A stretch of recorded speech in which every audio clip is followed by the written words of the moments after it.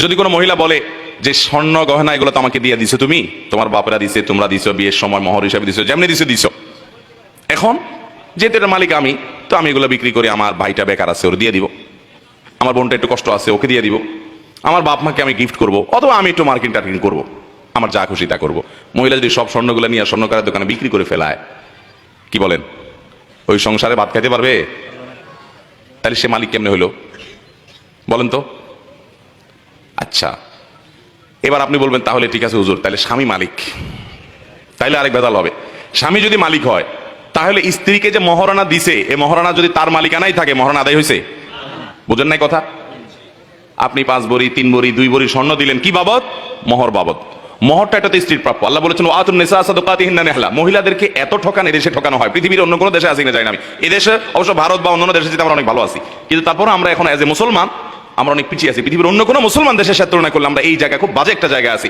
মহিলাদের অধিকার আমরা নষ্ট করি, ধ্বংস করি। আল্লাহ বলেছেন ওয়াতুন নিসা সাদাকাতিহিন্না নিহলা, মহিলাদের মোহর এটা তাদের প্রাপ্য অধিকার, আদায় করে দাও।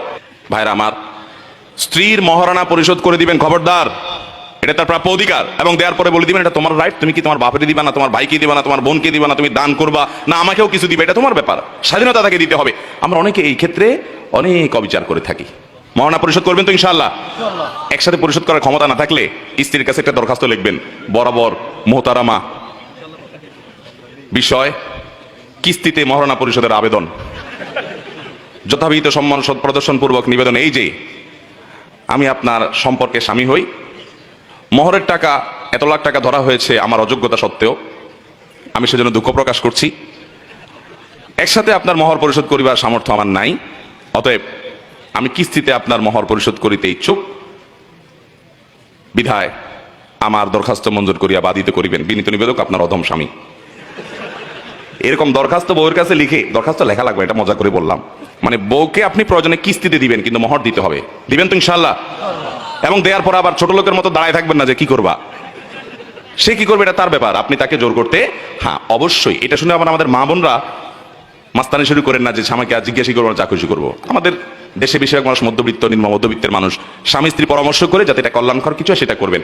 আমি আমার মোহরের টাকা দিয়া আমার স্ত্রীকে এক কাঠা জায়গা কিনে দিয়েছি কামরাঙ্গীর চরে, এবং ভদ্র মহিলাকে মোহরের টাকা দেওয়ার পরে দেখি বাসায় ফেলে রাখছে অনেকদিন। কি ব্যাপার, বাসায় ফেলে রাখছো কেন? তোমার মোহরের টাকা আমার বাসায় এই আলমারিতে কেন? তো বলে আমি কি করবো? আমি বললাম এটা তোমার দায়িত্বে নাও, তোমার ড্রয়ারে নাও, তোমার নিয়ন্ত্রণে নাও।